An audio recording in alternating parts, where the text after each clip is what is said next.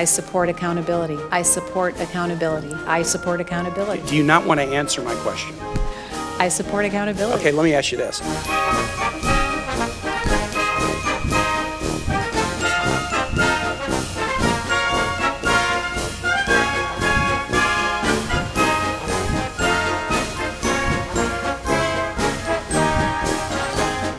Vladimir Putin and his cronies are responsible for ordering the murder of countless dissidents, journalists, and political opponents. Well, people who speak up for freedom in regimes that are repressive are often at threat, and these things happen to them.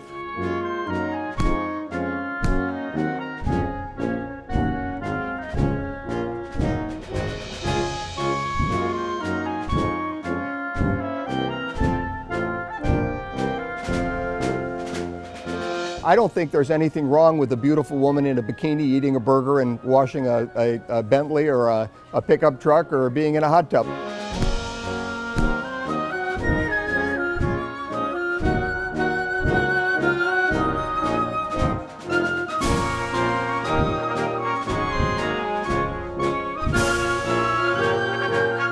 Islam is a political ideology. It is a political ideology. It's like a malignant cancer, though, in this case.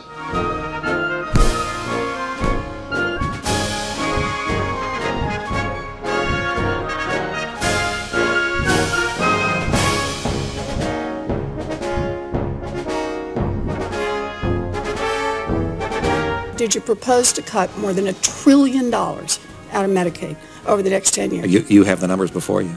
Is that a yes? You have the numbers before you. I'll take it as a yes.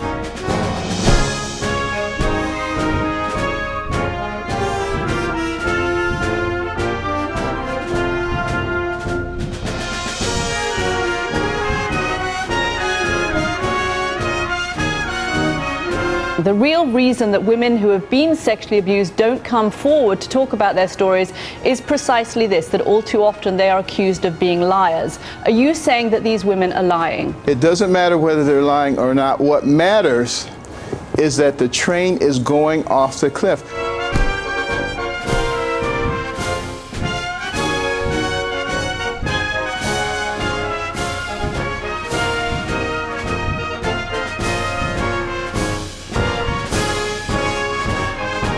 And of course, part of the problem, I think, and this is, I think, would be outside my particular area if confirmed, but part of the problem is we are a very overly medicated society. Huge amounts of opioids.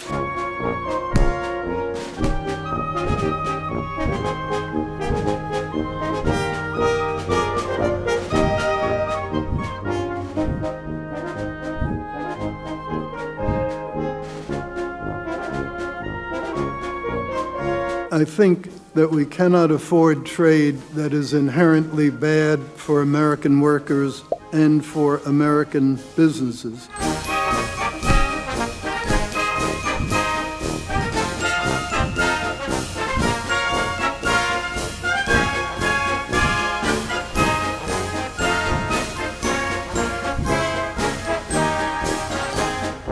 Two housing advocacy groups allege that One West broke federal laws by keeping branches out of minority neighborhoods and making few mortgages to Black and Latino borrowers. This is going to be a question that I know is going to get asked over and over again. Sure. Well, let me tell you, one of the most proud aspects of my career was buying IndyMac during the financial crisis. We bought it from the government in a highly competitive 6-month auction.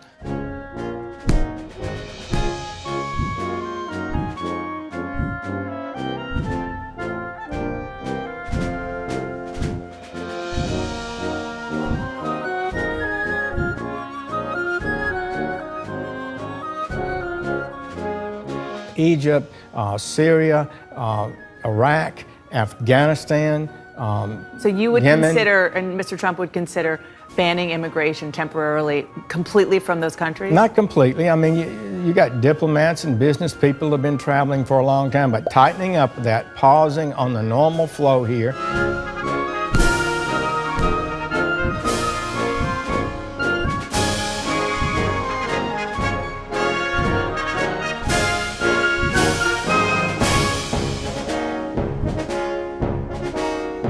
But But you are on record time after time after time, and I read the quotes. It's saying cut Social Security, cut Medicare, cut Medicaid. The only thing I know to do is to tell the president the truth. And the truth is that if we do not reform these programs that are so important to your constituents in Vermont and to mine in South Carolina, I believe in 9 or 10 years the Medicaid trust fund is empty.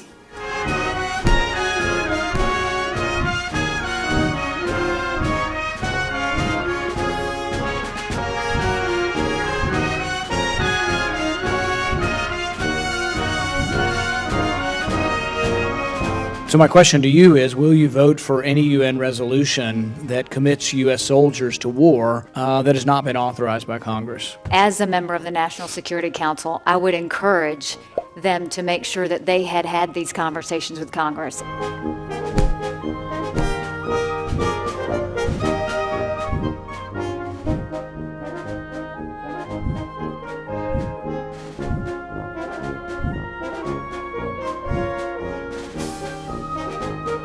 There are people questioning, has Putin gone crazy? Is he delusional?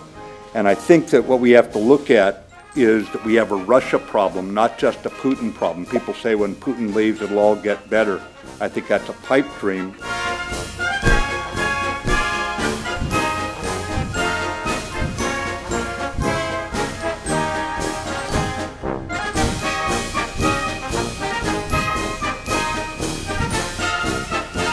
The only way to ensure that is for you to recuse yourself from the cases that you have brought, because most of them are to overturn the clean air, clean water, smog regulations. I can say to you unequivocally, I will recuse as directed by EPA Ethics Council.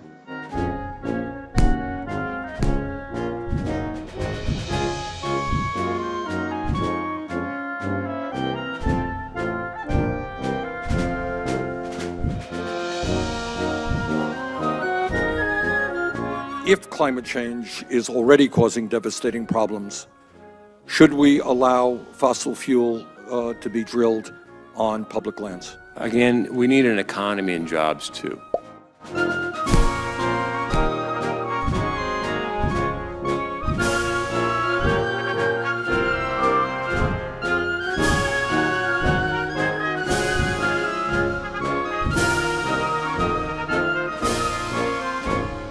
I have tremendous gratitude to this country for the opportunities that it has given to my parents and to me.